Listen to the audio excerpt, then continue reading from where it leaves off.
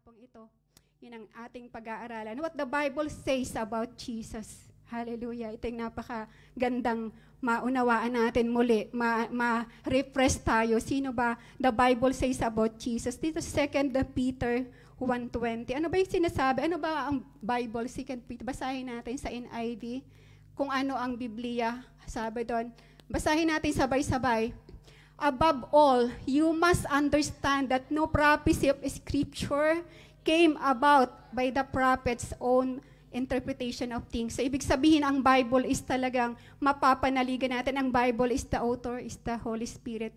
Kumbaga, ito yung Bible is sabi. Kung ano yung sinasabi niya about kay Kristo, yun yung it is come from the Holy. Hindi ito haka-haka lamang ng mga tao, kundi ito ay buhat sa Panginoon. Mismong ang Diyos ang author, ang Diyos ang nagbigay. Sabi doon, no prophecy of Scripture came about by the prophet's own interpretation of things. Nakalagay kasi doon is by the, hindi nakaano dito. But originate, sabi doon, imagination. It comes from the Holy Spirit.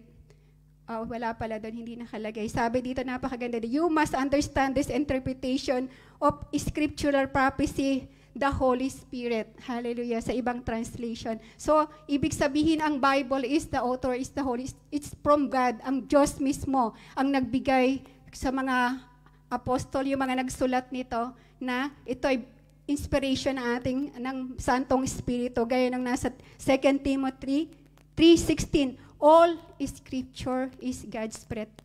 Hallelujah. So, sinong naniniwala? Kasi yung iba hindi naniniwala na ang Bible is galing sa Panginoon, sinulat ng Santong Espiritu. Yung iba naniniwala na ang Biblia ay sinulat lamang ng mga tao. So, napakaliwanag dito para maunawaan natin what the Bible says about Jesus.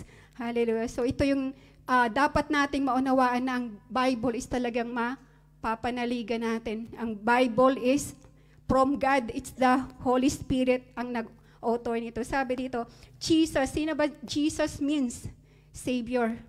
Hallelujah. So, hindi ko na pinaano doon. Jesus means Savior. Sa Hebrew, sabi doon, Yeshua. Yeshua means Yahweh is my salvation. Hallelujah. Yahweh is my salvation. So, sa Matthew 1:20-21, para maunawaan natin, sino ba si Jesus na ating ito at paano natin malalaman na, paano natin masusunod? Sino ba talaga si Kristo? Basahin natin mga kapatid sa Matthew 1:20-21. Sabay-sabay nating basahin mga kapatid para maunawaan natin. Mas masarap kasi pag binabasa natin. But after he had considered this, sabi doon, an angel of the Lord appeared to him in dream and said, Joseph, son of David, do not be afraid to take Mary home as your wife, because what is conceived in her is from the Holy Spirit, or by the Holy Spirit. Kasi nung time na yun, di ba, nagplano na si Joseph na hiwalayan si Mary kasi nalaman niya na si Mary is nagdadalang tao. Pero hindi pa sila nung time na hindi pa sila nakakasal. So, hindi pa sila nagtatabi. So, nito na si Jesus Christ is from the Holy Spirit, conceived by the Holy Spirit. Para maunawaan natin, paano ba yung pinagmula ng ating Panginoong Jesus? And then sa Isaiah 7:14. So, tayo, para maunawaan natin. Gusto ko maunawaan natin sa Isaiah 7:14. Makilala natin. Sino ba si mo, bro? Yun, Isaiah 7:14. Ayun. Therefore, napakaganda dito. Therefore, the Lord Himself will give you a sign. The virgin will conceive and give birth to a son, and He will call Him Emmanuel. Ibig sabihin, God with us. Emmanuel, God with us. So, ibig sabihin, sabi dito na si Jesus Christ, Jesus was born of a virgin. No other claim that any of their prophets was born of, sabi doon, of a virgin except si Jesus lamang, di ba? Only Jesus was, only Jesus was born of a virgin. So, kakaiba yung, di ba? Kakaiba yung talaga, yung pinagmula ng ating Panginoong Jesus. So, talagang, natin, na si Jesus Christ is from above. Hindi siya ordinaryong pagkapanganak, hindi siya ordinaryong tao. Sabi doon, He is different from the rest of the leaders or prophets. Sabi doon, because Jesus conceived of a virgin. He came from above, and he had not DNA of men. Ibig sabihin, yung DNA niya is hindi galing sa tao, kundi yung DNA niya is from the Father. So, ibig sabihin, he never sinned. Hallelujah. Naunawaan natin, mga kapatid, kung pinagmula ng ating Panginoong Jesus. So, no other prophets claim na ang kanilang propeta is born of a virgin, only Jesus Christ. Hallelujah. So, napaka-importanting maunawaan natin ito, mga kapatid. Sino ba si Kristo na kailangan nating i-follow? Ano ba yung pinagmulan ng ating Panginoong Jesus? Hallelujah. So sa Exodus, gusto ko natin, ano ko ba yun? Exodus 3:14. God said to Moses, I am who I am. This is what you are saying to the Israelite. I am has sent me to you. So ito yung sa Old Testament na ang ating Panginoon, nung tinatanong siya, sino ba, sabi niya kay Moses, na paano, gusto niya kasi doon time na yon, gusto niyang yung nasa Egypt yung Israelites, gusto niyang makalaya yung mga Israelites sa ng Ehipto sa pagkakaalipin. So ito yung nais kong ang ating Panginoon, yung ating Panginoon, God say to Moses, ito yung pangalan ng ating Panginoon sa Old Testament, I am who I am. Hallelujah. So I am who I am. So pwede namang hindi siya yung sinabing, parang it is present, hindi yung I am who I was, but ang Diyos ay ngayon, ay kahapon, noon, ngayon, at magpakailanman. Hindi nagbabago ang ating Panginoon. Hallelujah. Hallelujah. Sinabi ng senior ni Mami Banji kanina, yung pag-ibig ng Panginoon para sa atin. Siya yung, sabi nga dito doon sa Old Testament, ang Panginoon na napakarami ng names ng Panginoon. Kumbaga, names reveals, because in every names of God represent His identity. Kaya sinabi dyan, I am who I am. Sabi doon, I am, He has sent me to you. So yun yung pangalan ng ating Panginoon sa Old Testament. Hallelujah. Pero sa New Testament, sabi doon, because in every name of God reveals. Pero nung sa New Testament na sabi dito, napakaganda yung sinabi dito sa New Testament, sabi doon sa Acts 3:6.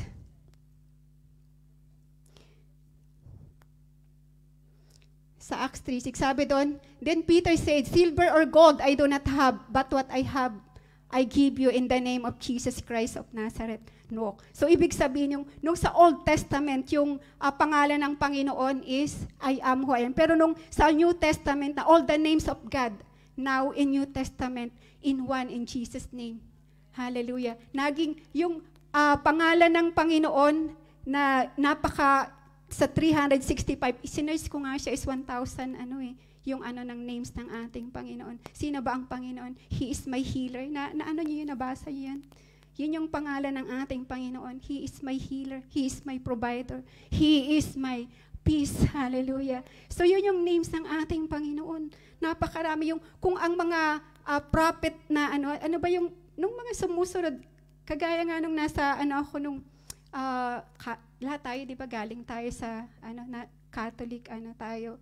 Naalala ko noon talaga, yung hinahanap ko talaga yung relasyon sa Panginoon. Gusto ko yung maranasan yung presensya ng Panginoong time yun, kasi pag pumapasok ako sa, di ba, yung lahat naman tayo galing sa, di ba, mga Catholic, napakarami din ng Diyos to na, minsan babasahin mo, sino ba dito yung kailangan kong Diyos ngayon. Napakaraming doon, meron doon yung mga para sa magsasaka, yung napakaraming din. So nakadaan tayo sa mga ganong di ba, faith na naniniwala tayo. Akala natin is marami ang Panginoon. Marami na kailangan nating dasalan. Pero ngayon, ang Panginoon is, ang Diyos pala ay siya na yung lahat. Siya na yung only God. Isa lamang yung Diyos na kailangan nating sambahin at purihin. Hallelujah. Oh, hallelujah. Thank you, Jesus. So sabi dito, Peter said, silver or gold I do not have, but what I have give you in the name of Jesus Christ of Nazareth. Walk. So, ito yung gusto kong malaman natin kung gaano kamakapangyarihan yung pangalan ng ating Panginoong Hesus. Naunawaan ba natin, mga kapatid, kung gaano yung pangalan ng ating Panginoong Hesus is napaka-powerful. Kagaya nung ginawa nila Peter, sinong kasama dito? Si Peter nung pumunta sila sa temple. Ang sabi doon, gusto ko maunawaan natin, sino ba yung Diyos, sino ba si Kristo, na bakit natin kailangan siyang sundin? Gaano ba yung kapangyarihan behind that name? Pero sabi dito, yung isang yung beggar na, di ba, siya crippled, nung papunta sila Peter para magdasal sa templo. Ito yung sa temple na beautiful temple ngayon sinabi niya. Kaya gusto ko maunawaan natin, ano ba yung kapangyarihan behind that name? So ito yon, in the name of Jesus Christ of Nazareth walk. So anong nangyari doon sa beggar na lumpo na yun? Nakalakad siya. So ganun, makapangyarihan ang pangalan ng ating Panginoon. Paano natin siya, bakit natin siya kailangang sundin? Bakit natin kailangang manampalataya sa ating Panginoong Jesus? Hallelujah. So dito, sabi dito sa ano pa yung mga verse natin? Because of yung ating pananalig sa ating Panginoon, mararanasan natin itong mga kapatid. Sabi dito sa Philippians 2:9 and 11. 2:9-11. Therefore, sabi din, basahin natin mga kapatid para maunawaan natin, makilala natin sino ba, ano ba yung kapangyarihan, ano ba yung sa likod ng pangalan ng ating Panginoon? Sino ba si Kristo para sundin natin? Bakit natin kailangan manalig at sumunod sa ating Panginoon? Sabi dito, therefore God elevated him to the place of highest honor and gave him the name above all other names. Hallelujah. So, sabi dito, that at the name of Jesus, sa number 10, that at the name of Jesus, every knee should bow in heaven, and on earth, and under the earth. So, hallelujah. So, sabi, at the name of Jesus, every knee should bow in heaven, and on earth, and under the earth. Ibig sabihin, ano ba yung under the earth? Even hell. Even si Satan, magbabow down. Kasi sabi doon, sa heaven, in earth, nasa earth tayo, and under. Ano ba yung nasa under ng earth? Yun yung, di ba yung hell?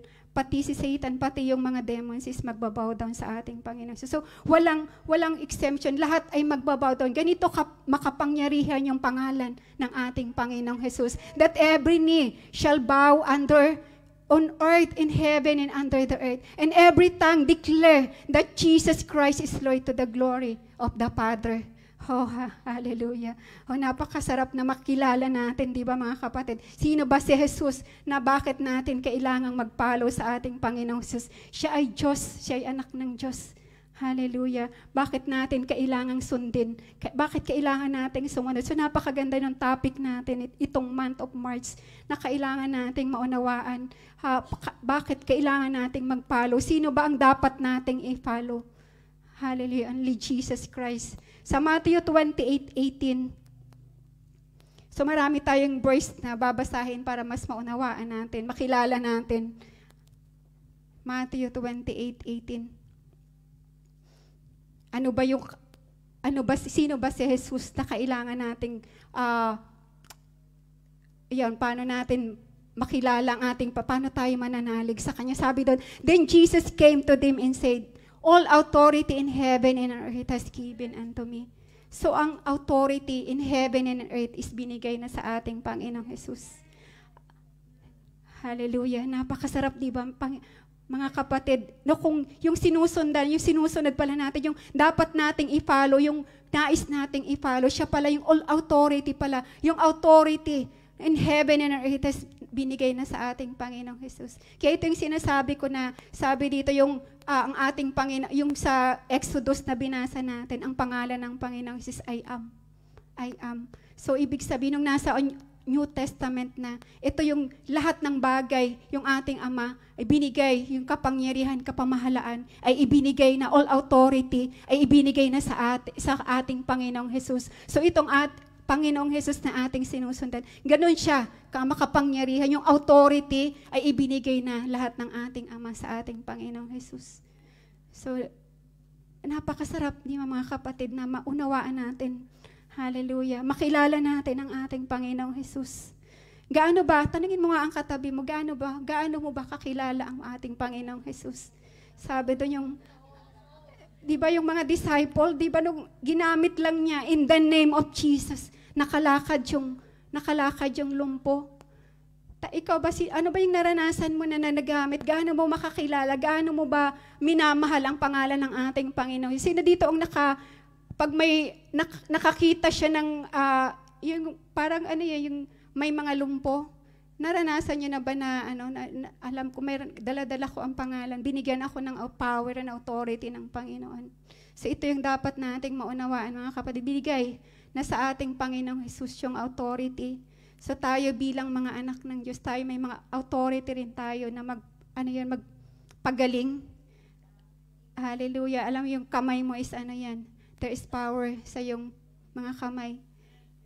Anointed yan. Kumbaga bawat mapatungan ng ating mga kamay is Kung nananalig ka at naniniwala ka, kung nagpapalo ka sa ating Panginoong Jesus wholeheartedly, faithfully, magagawa mo kung ano yung ginagawa ng ating Panginoong Jesus. Dahil sinabi ng Panginoong Jesus, diba, sa mga disciples, I'll give you power and authority.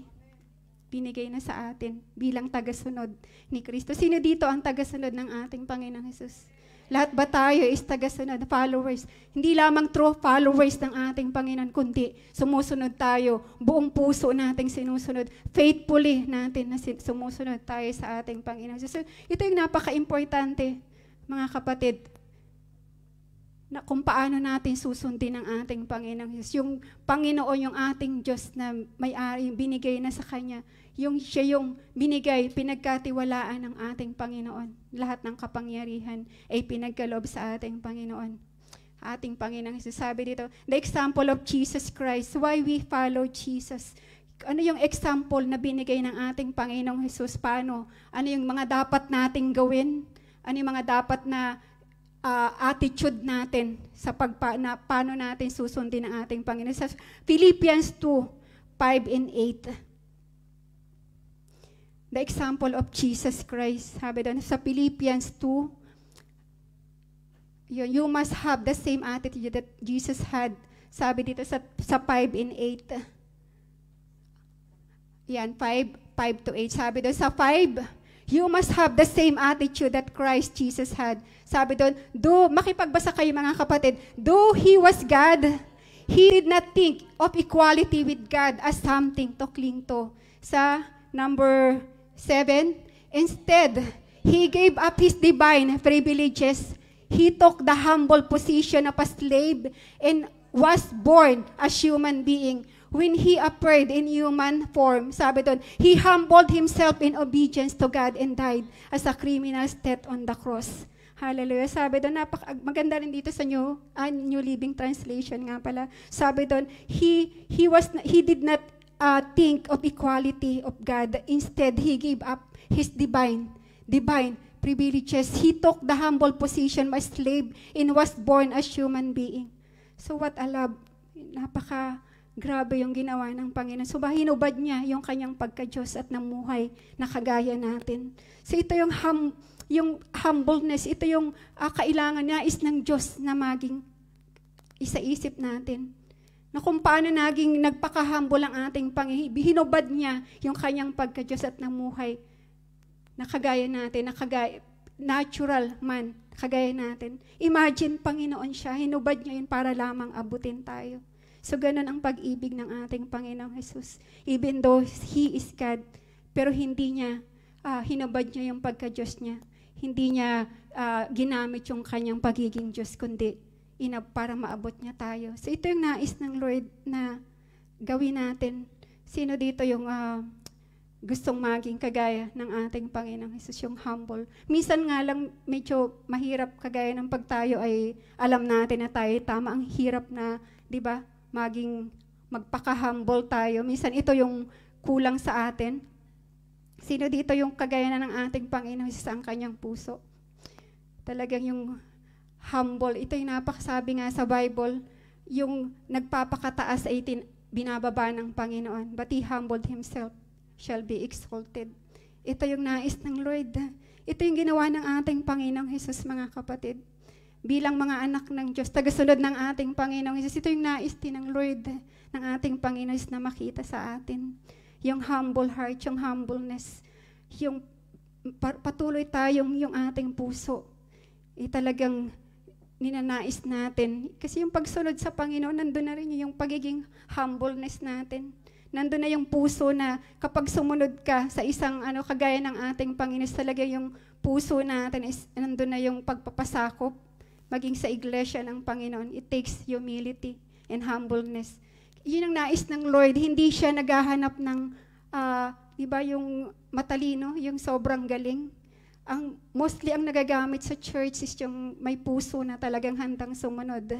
Ang ini-exalt ng Panginoon is yung mga handang sumunod, handang magpasakop, handang gawin yung nais ng Panginoon. Yun ang madalas nating nakikita. Di ba nawawala yung mga talagang na hindi sila humble, hindi sila, ayaw nilang magpakababa.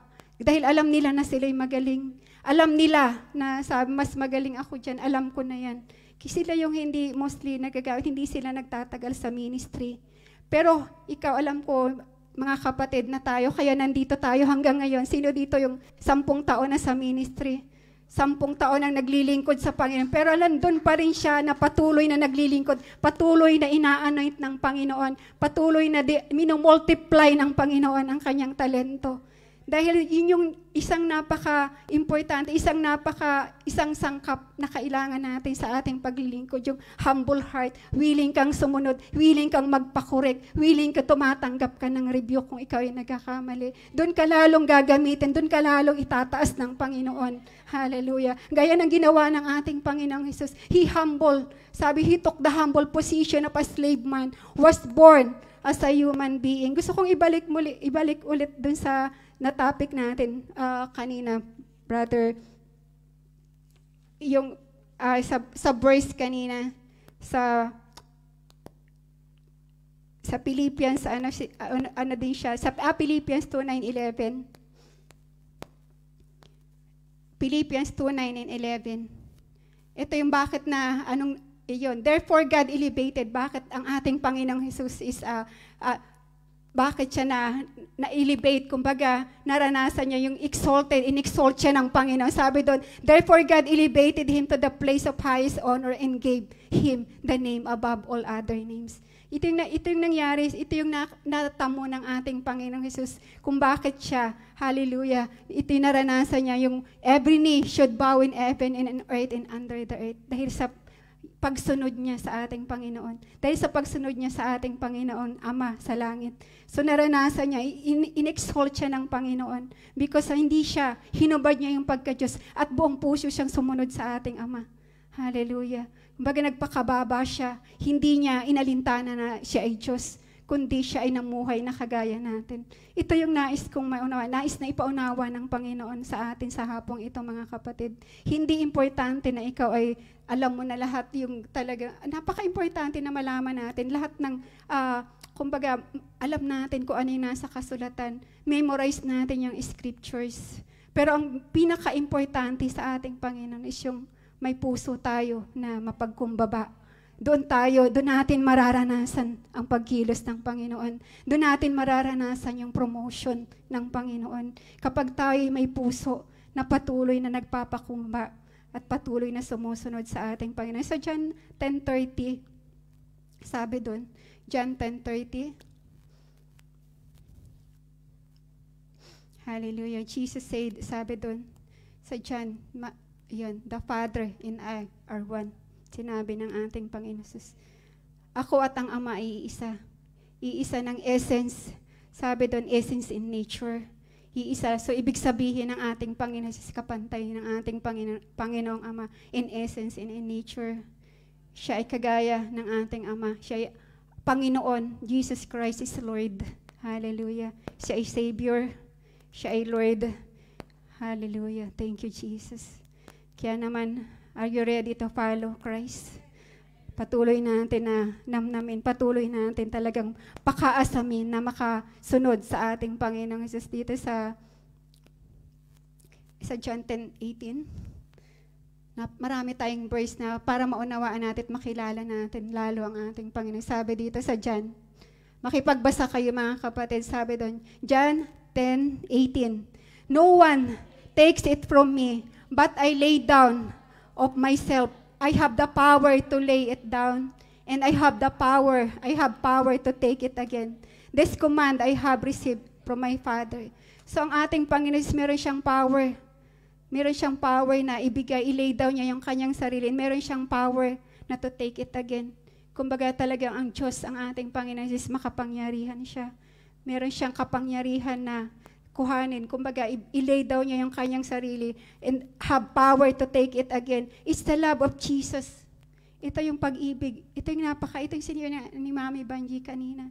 Kung gaano tayo kamahal ng ating Panginoon. Gaano tayo kamahal ng ating Panginoon. Sabi niya doon, Jesus talk about His life. He had a power to lay down His life and have the power to take it again. So ito yung love ng Diyos na nais nang ipaunawa sa atin mga kapatid. Kung gaano ka, sabihin mo sa katabi mo, kung mahal na mahal ka ng Panginoon. Hallelujah. Mahal na mahal tayo ng Panginoon mga kapatid. Talagang ibinigay niya. He laid down His life for us. Hallelujah. Kumbaga, hindi naman dapat, kumbaga, hindi naman niya yun, pwede naman niyang hindi yun gawin. Pero dahil sa kanyang pag-ibig sa atin, mga kapatid, ginawa niyang lahat. Ginawa niya yung lahat para tayo, para ikaw at ako ay makaranas ng salvation. Hindi lamang salvation, kundi buhay na kaganap at kasiyasiya. Yung relasyon na hinahanap natin, relasyon na kailangan natin, mga kapatid. Hallelujah. In all, sabi doon, because yung pagiging obedient ng Panginoon, love for Jesus and love for us. Sabi niya, in all He asks of us is to follow. Anong sinabi niya sa mga, nung nakita niya si Peter and John, come and follow me. Ang nais lang ng Panginoon is to follow. Sumunod tayo sa ating Panginoong Jesus. Mahirap bang sundin ang ating sumunod sa ating Panginoon? Di ba hindi naman mahirap sundin ang salita ng Panginoon? Kasi dati nung ako nahihirapan, parang ang hirap sundin. Pero nung binigyan tayo, tinanggap natin yung Santong Espiritu ng Panginoon na kasama natin, katulong natin, nagtuturo sa atin. Hindi na pala, ang sarap palang sumunod. Sino yung naunawaan dito yung dati nung nahihirapan siya, Lord, ang hirap naman sundin ng iyong ng utos mo. Ang hirap namang sumunod sa nais mong ipagawa. Kasi siyempre yung flesh natin is nangunguna pa rin. Gusto pa rin natin yung gawa ng laman. Mas nai-enjoy pa rin natin gawin yung dati nating ginagawa. Pero kapag naunawaan natin kung gaano ka-importante, kung gaano tayo kamahal ng Panginoon, hindi naman mahirap palang sundin ang salita ng Panginoon. Kundi napakasarap na lumakad, napakasarap na sundin ang Panginoon, napakasarap na lumakad sa nais ng Panginoon. Dahil tayo ang magbe-benefit ng mga kapatid. Kapag ginawa natin, sinunod natin ang salita ng Panginoon, mararanasan natin yung pangako ng Diyos. Yung kapangyarihan ng salita ng Panginoon. Kasi andun yun kapag alam lang natin yung salita ng Panginoon, hindi natin ginagawa, hindi natin mararanasan yung pangako at kapangyarihan ng salita ng Panginoon. Pero kapag sinunod natin yan, mararanasan natin ang iba yung kagalakan. Di ba sabi doon, love your neighbor as yourself. Kumbaga, forgive. Kapag hindi ka nag-forgive, ano yung mararanasan mo? Ang bigat-bigat ng pakiramdam mo. Nandun yung baggage, hindi ka parang, kahit anong ganyan, parang nandun, parang may nakaharang sa heart mo. Pero once na nag-forgive ka, anong mararanasan mo? Ang sarap na magpatawad pala. Kahit even doon ano yung ginawa niya sa'yo, napakasarap na ibigay mo yung kapatawaran na nais na sinasabi ng Panginoon. Dahil ikaw ang magbe-benefit, wala kang mararanasan na baggage, na bigat sa iyong puso. Kundi ang mararanasan mo ay iba yung kapayapaan at kagalakan. Hallelujah. Kaya sino man dito yung may mga unforgiveness sa kanyang puso. Napakasarap magpatawad, mga kapatid. Napakasarap magmahal sa ating mga kapatid. Dahil doon natin mararanasan, doon kumikilos ang Panginoon. Doon natin mararanasan yung presensya ng Panginoon. Kapag sinunod natin yung salita ng Panginoon, doon natin mararanasan yung kapangyarihan ng Panginoon. Hallelujah. Kasi salita ng Panginoon yun, mga kapatid. There is a power in His Word.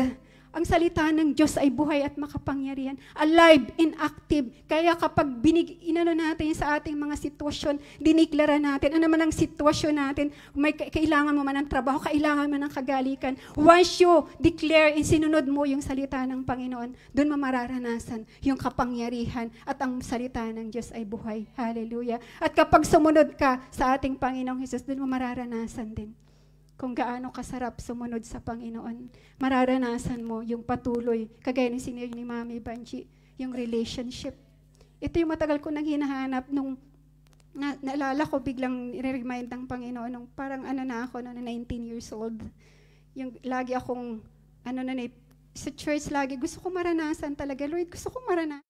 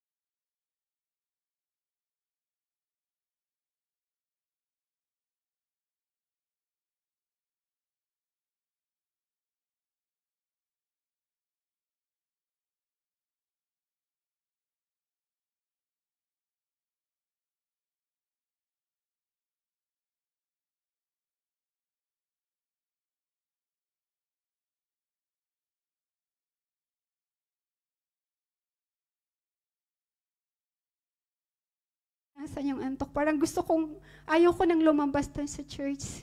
Kasi naranasan ko yung presence ng Panginoon. Naranasan ko kung gaano kumilos ang Panginoon. Yung first time ko siyang na-experience ng time na yun. Kaya nung buhat nun, talagang naging na ako, sinners, gusto ko talagang makilala pa. Yun talagang nag-inan ako sa heart ko, Lord.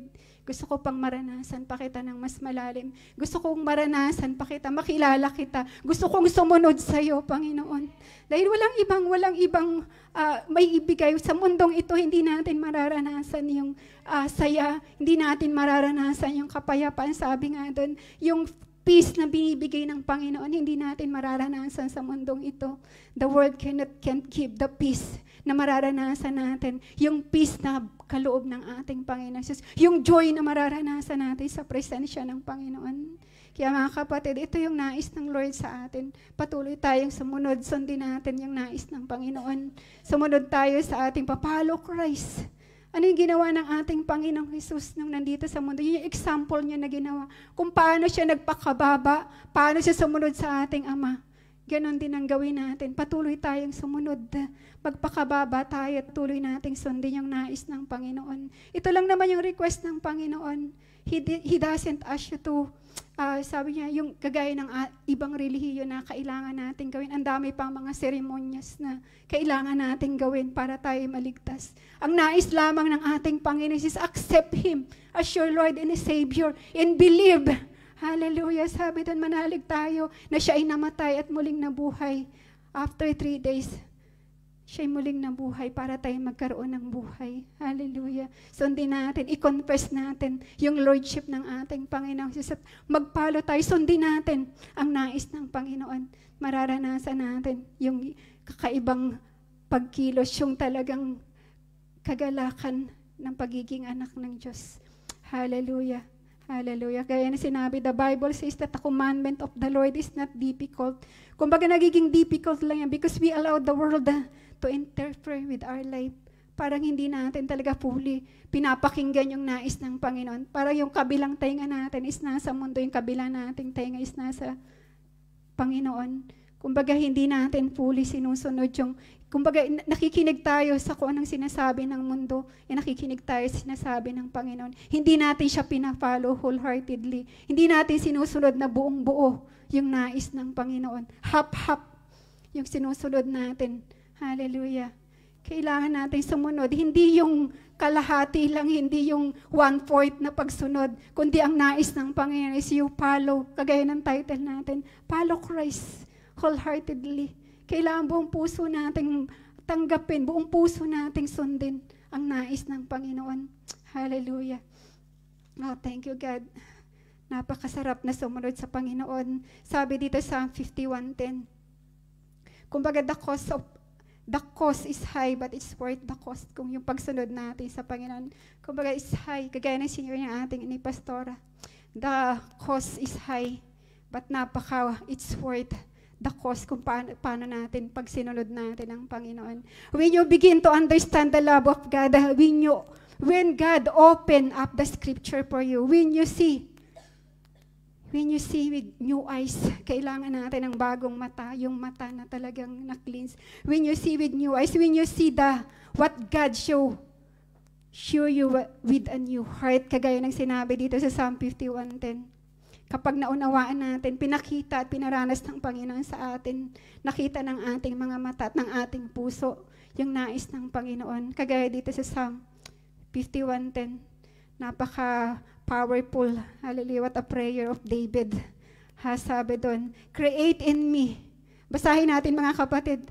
Create in me a clean heart, O God, and renew a right spirit within me.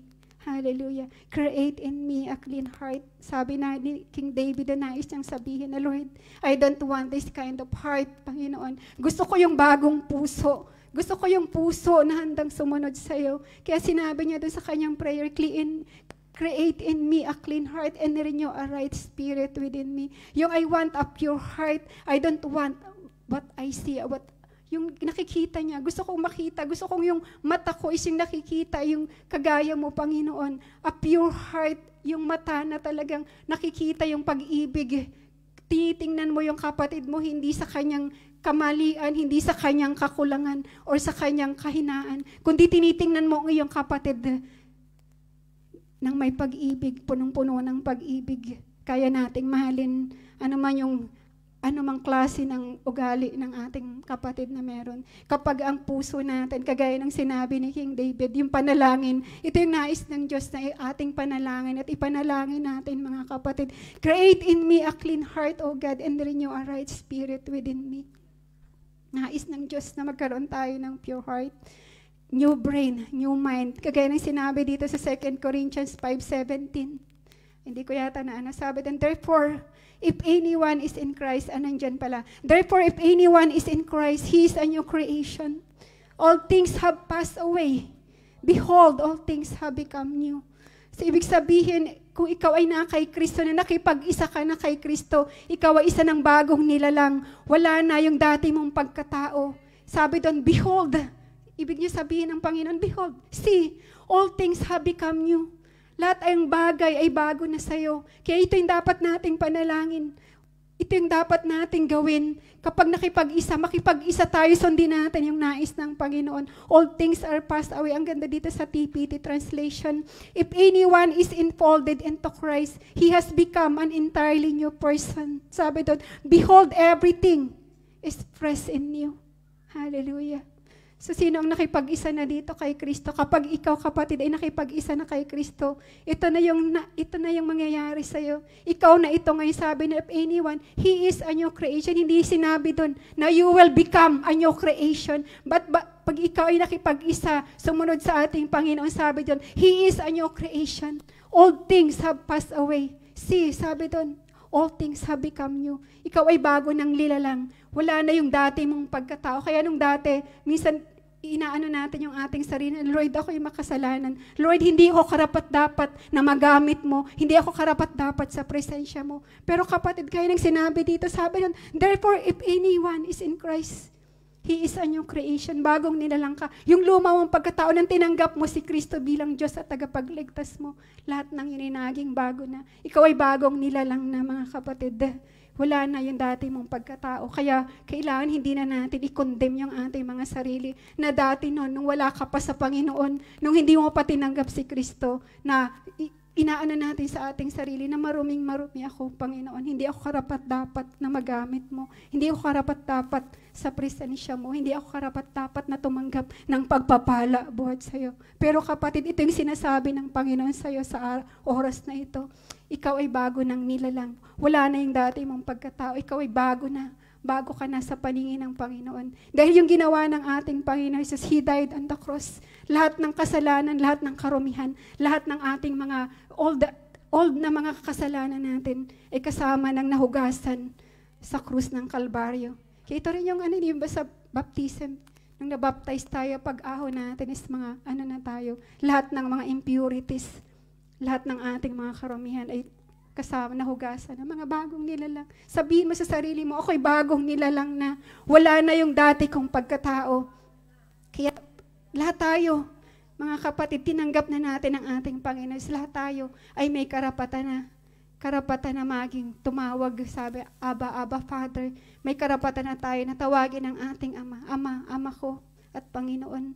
Lahat tayo ay may karapatan na maglingkod with boldness, kumbaga, na yung ating wala na yung condemnation, without guilt and condemnation, dahil tayo ay pinalaya na wala na tayo sa ating mga lumang pagkatao. Ikaw na yan. Kaya yung iba, di ba, nagpapalit pa ng pangalan. Kasi napaka-importante din ang meaning, di ba, yung pangalan. Kasi may mga yan yung name mo, basahin ang ibig sabihin ng iyong pangalan. Kasi napaka-importante din nung kagaya ni Abram, binalita niya Abraham, maging si, marami sa Bible na pinalitan yung mga pangalan nila kasi yung meaning nun is hindi akma sa pagiging anak ng Diyos. Oh, hallelujah. Salamat, Panginoon. Tayo ay mga bagong nilalang na if anyone is infolded. Sabi dito sa John 8:12, ito nabasa ko to sa napakaganda very mind-blowing. Sabi dito, then Jesus, basahin natin mga kapatid, John 8:12, then Jesus spoke to them again saying, I am the light of the world. He who follows me shall not walk in darkness, but have the light of life. So, tayo pala kapag sumunod tayo sa Panginoon, He who follows me shall not walk in darkness. Hindi na tayo kailanman lalakad sa kadiliman at sa kasalanan kapag tayo ay sumunod. He who follows me, sinabi ng ating Panginoon Jesus, He who follows me shall not walk in darkness but have the light of life. Hallelujah. So ito yung napaka-importante maunawaan natin mga kapatid. Kaya nais ng Diyos, nais ng ating Panginoon na sumunod tayo sa Kanya. Kasi siya yung light, siya yung liwanag, siya yung magiging liwanag natin mga kapatid. Na kapag sumunod tayo sa Panginoon, He who follows me shall not walk in darkness. Sino pa dito yung lumalakad sa kadiliman? Hindi na tayo lalakad pa sa kasalanan, kundi lalakad tayo sa kaliwanagan. Hallelujah. Kaya napaka-importante na sumunod tayo, sundin natin. He who follows, kailangan nating sumunod sa ating Panginoon para hindi na tayo lumakad sa kadiliman, kundi lumakad na tayo sa kaliwanagan. Alam ko lahat tayo ay nasa kaliwanagan, di ba mga kapatid? Sino dito yung lumalakad na sa liwanag? Kasi lahat tayo na lumalakad, na nag-follow sa ating Panginoong Jesus. Kaya ito yung nais ng Lord, napaka-importante, kailangan nating maunawaan na pag sinunod natin ang ating Panginoong Hesus, hindi na natin mararanasan pa yung kadiliman, hindi na natin mararanasan pa yung yung kaaway, yung pag-tempt ng kaaway, temptation ng enemy. Diba yung nung time na nasa dilim pa, hindi natin alam kung ano yung mali pala yung ginagawa natin. Even to yung alam nila na mali yung ginagawa, pero wala silang lakas na umahon sa ganang sitwasyon. Pero tayo ngayon na mga bagong nilalang na nasa atin ang banal ng Espiritu na tumutulong sa atin. Wala nang puwang sa atin yung gawa ng kaaway. Lalo na kapag tayo sinunod natin ang ating Panginoon. He who follows me shall not walk in darkness. Lahat tayo mga kapatid ay lumalakad na sa kaliwanagan ng ating Panginoon. Hallelujah. Hallelujah. Ito nga yung napakagandang good news na sinabi ng Panginoon. Christianity, na-share ni Mami Banji kanina. Sabi ko, ito rin yung Christianity is a relationship, not a religion. Ito yung dati kong hinahanap na, Lord, gusto ko yung magkaroon ng relasyon. Hindi ko alam na pwede pala na magkaroon tayo ng relasyon sa Panginoon. Kumbaga, hindi pala imposible na magkaroon tayo ng relasyon, na marinig natin yung sinasabi ng Panginoon, yung relationship na hinahanap natin. Yung dati na nasa religion tayo, pero ngayon na Kristiyano na tayo, nag-follow na tayo, sumusunod na tayo sa Panginoong Jesus, na meron na tayong relasyon, wala na tayo sa religion, kundi nasa relasyon na tayo. Sabi doon, Jesus never a founder of a religion. He never, sabi doon, join a religion, never promise a religion. But ano yung prinamis ng ating Panginoon? Jesus promised us, sabi doon, or have a theology of a religion, but He always, ano yung pinipreach ng ating Panginoon? He always preach about the theology of relationship. Ito yung nais ng Panginoon. Hindi siya nagpipreach ng anumang theology ng religion. Nung anumang religion, hindi siya nag-create ng anumang relihiyon, kundi ang create niya, ang pinipreach lagi ng ating Panginoon sa relationship. Nais ng Lord. Ito yung pagka-create sa atin ng Panginoon. Magkaroon tayo. Nais ng Panginoon na magkaroon siya. Magkaroon tayo ng true relationship. Nais ng Lord na patuloy na makipag-fellowship sa atin. Di ba nung sa, Genesis, ng time ni Adam and Eve, nakaka-fellowship nila ang Panginoon, naririnig nila ang tinig ng Panginoon. Ito yung nais ibalik ng Panginoon sa atin, mga kapatid, yung relationship na pwede natin kausapin ang Panginoon at ang Panginoon ay mangungusap din sa atin. Magsasalita tayo at maririnig natin din ang tinig ng Panginoon. Ito yung nais ng Lord. Magkaroon tayo ng fellowship, magkaroon tayo ng relationship, yung relational, hindi yung religion. Ang nais ng Lord sa atin, kundi relasyon. Marinig natin ang tinig niya, patuloy nating na kinakausap ang Panginoon, patuloy nating hinahanap ang Panginoon, patuloy nating ninanais na marinig ang tinig ng Panginoon. Ito yung hindi ko naranasan nung hindi pa ako Christian, hindi pa ako na born again. Yung relationship, yung marinig ko yung tinig ng Panginoon. Pero ngayon na naging Christian na ako, nun ko lagi naririnig. Pag binasa ko, binuklat ko yung Bible, nandun na naririnig na nangungusap. Talagang buhay yung salita ng Panginoon. Talagang pag binuklat mo yung Bible, binasa mo yung Biblia, nandun yung talagang nag-impact. Ito'y para sa akin. Talagang mararanasan mo yung pangungusap ng Panginoon. Buhay yung salita ng Panginoon. Every time you pray, maririnig mo yung tinig ng Panginoon in audible voice. Mangungusap siya sa'yo. Sabihin niya, talagang mararanasan natin yung tinig ng Panginoon. Hallelujah.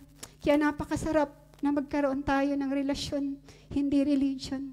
Kasi ang Christianity is a relationship. Ito yung hanapin natin, mga kapatid. Nangungusap, ang Diyos ay laging nangungusap. Oras-oras nangungusap ang Panginoon. Tayo lang yung busy tayo, mga kapatid. Hindi natin alam, hindi natin na-identify yung tinig ng Panginoon at yung tinig ng mundo. Kailangan nating ma-identify, kailangan nating malaman, kailangan nating unawain ano yung tinig ng Panginoon at sa tinig ng mundo. Oh, thank you, Lord God. Napakasarap mabuhay, napakasarap lumakad, napakasarap ng may relasyon sa Panginoon, napakasarap na maging Kristiyano, na sumunod sa ating Panginoon. Hallelujah. Sabi na, when you meet and follow Jesus, it is impossible that your life is still the same. Kumbaga kapag nakilala natin ang Panginoon at sumunod tayo, napaka-imposible na walang mababago sa atin. Kaya tingnan mo yung kapatid mo, napakarami nang nabago niya sa kanya. Hallelujah. Diba, nung bago pa yan, talaga makikita mo yung napakaraming changes, napakaraming pagbabago. Yung makikita natin sa ating mga kapatid nang siya ay na-born again. Nung nakilala niya at sumunod siya sa Panginoon. Hallelujah. Napakasarap kasi when you truly know Jesus, there is transformation and changes in your life. Hindi niya may itago, mga kapatid, yung glory, yung kinang ng Panginoon na makikita nila sa'yo. Yung sa pananalita mo pa lang, talaga mauunawaan na nila, ma-identify na napakalaki na ng pagbabago. Maraming nagte-testify dito na yung mga dati niyang mga kaibigan niya sa world, yung mga hindi pa Christian. Nung dati kasi hindi pa rin siya Christian, tapos yung syempre marami tayong mga kaibigan sa mundo. Tapos nung naging Kristiyano na tayo, nagtataka sila, parang hindi sila makapaniwala. Ikaw na ba yan? Bakit ang daming nabago sa'yo? Ba't hindi ka na yung kagaya ng dati? Yun ang nagagawa, mga kapatid. ng pagiging Kristiyano. Yun ang nagagawa ng ating pagsunod sa Panginoon. Yun ang nagagawa ng tayo ay patuloy na nananalig sa ating Panginoon. Hallelujah. Oh, thank you, Lord. Ano ko na ba yung Matthew 28? Ito na, nandito na tayo. Malapit na tayo matapos, mga kapatid. Ito yung gusto kong iwanan na verse.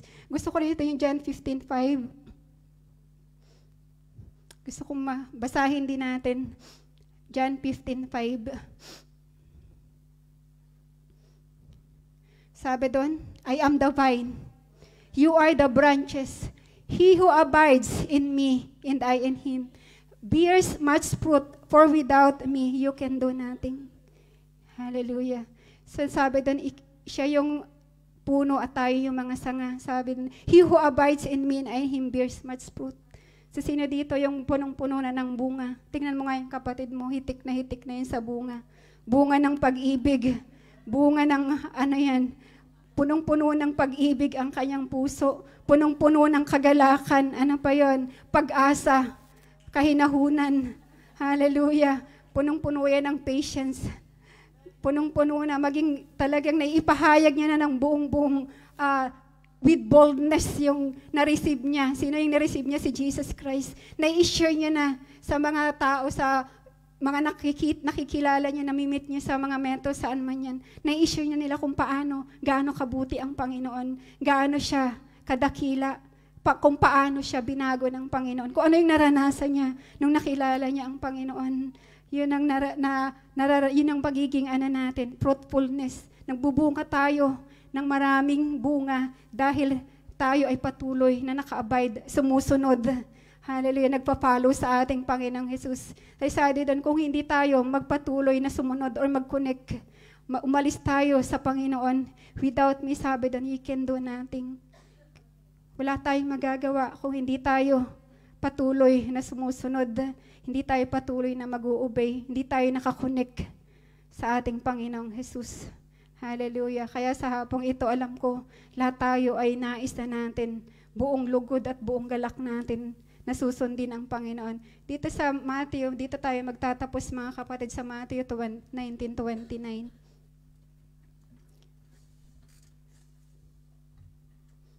Matthew 19:29. Basahin natin sabay-sabay. And everyone who has left houses or brothers or sisters or father or mother or a wife or children or fields for my sake will receive 100 times as much as and will inherit eternal life. Hallelujah. So ito yung bunga na hindi naman sinabi ng Panginoon sa iwanan natin, kundi yung, kumbaga hindi natin, yung paano tayo mag-follow sa ating Panginoong Jesus. Na kung sagabal man yung ating mga kapatid, yung ating mga magulang sa ating pagsunod sa Panginoon. Kumbaga sabi doon, for my sake will receive 100 times as much and will inherit eternal life. Ito yung magiging bunga. At ito yung naging bunga ng ating pagsunod sa ating Panginoon. 100 times. Kaya itanong mo sa iyong kapatid, sa iyong katabi, na anong grabing pagpapala, di ba? Ganong blessing na yung natanggap mo nang nakilala mo, nang sumunod ka sa Panginoon. Di ba grabe yung pagpapala ng Panginoon? Nawawalan man tayo ng trabaho, pero ilang araw lang nandiyan na ulit yung trabaho. Hallelujah. Kumbaga, minsan nagkukulang tayo, pero hindi talaga nananatili yun. Lagi tayong sagana. Sabi nga ng Panginoon, I have come upang kayo magkaroon ng buhay, hindi lamang buhay na kasiyasiya, kundi buhay na masagana, punong-puno ng pag-asa. Sabi doon, for my sake, sabi doon, will receive 100 times as much and I will inherit, and you will inherit eternal life. Kaya ikaw, sabihin mo sa kapatid mo, ikaw ay may buhay ng walang hanggan. Nasa iyo na, kumbaga ikaw ay tumanggap na. Sabi doon, sino man ang tumanggap sa ating Panginoong Jesus, siya ay mayroon ng buhay na walang hanggan. Lahat tayo ay makakaranas pagdating natin sa langit. Lahat tayo ay nasa kingdom of God na. Lahat tayo ay meron ng eternal life. Hallelujah. Lahat tayo ay ligtas na. Wala na tayo sa kapahamakan. Wala na tayo sa kadiliman, kundi tayo ay nasa kaliwanagan na. Ibig sabihin ng nasa kaliwanagan ka, you have eternal life, mga kapatid. Ikaw ay may buhay ng walang hanggan. Hallelujah. Ikaw yung salvation na tinanggap mo sa Panginoong Jesus. Yun yung salvation na mararanasan mo. Ikaw ay may buhay ng walang hanggan. Hindi mo na mararanasan yung impyerno. Hindi mo na mararanasan yung apoy, yung lake of fire na hinanda para lamang sa mga demons at sa kanyang devil in demons. Kundi tayo ay mag-inherit ng eternal life. Patuloy tayong makakaranas ng buhay na walang hanggan kasama ang ating Panginoon sa langit. Hallelujah. Napakagandang pangako. Hindi lamang pangako, kundi yun ay tunay na sinabi ng Panginoon. Yun ay para sa atin. Yun ay tinanggap na natin yung eternal life sa piling ng Panginoon. Na sinabi doon, wala nang pagluha, wala nang gutom, wala nang karamdaman. Mararanasan lang natin doon ay patuloy na kagalakan, kasiyahan. Hindi na tayo magugutom doon, hindi na tayo magkukuskus, kundi mararanasan natin yung patuloy na kagalakan, yung comfort ng Panginoon, yung pag-ibig ng Panginoon, yung kasaganaan. Lalakad tayo sa gold na street of gold. Hallelujah. Lahat ng yung comfort and love, enjoy, mararanasan natin dahil kapiling natin ang Panginoon doon magpakailanman. Hallelujah. Hallelujah. Salamat, Panginoon. Halinaan ko, tinatawagan ko yung worship team. Habang inaawit natin yung heart of servant, patuloy nating bulay-bulayin yung kabutihan ng Panginoon. Hallelujah. Napakaganda ng mensahe ng awit na ito. Hallelujah. Habang inaawit natin ito, Lord, sabihin mo sa Panginoon, kausapin mo ang Panginoon. Kung hindi ka man nakapalo wholeheartedly, faithfully sa Panginoon, kausapin mo ang Panginoon. Lord, gusto kitang maranasang muli. Hallelujah. Kung nawala man yung first love mo sa Panginoon, Lord, gusto kong babalik yung aking unang pag-ibig sa iyo, yung aking pagsunod sa iyo. Hallelujah. Sama-sama nating awitin. Hallelujah. Heart of a servant. Thank you, Jesus. Hallelujah. Namnamin natin yung mensahe ng awitin. Hallelujah. Thank you, Jesus. Oh, thank you, God. Napakabuti mo. Hallelujah.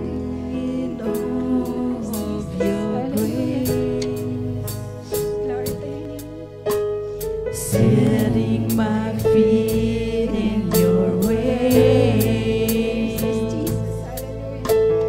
entering into your presence,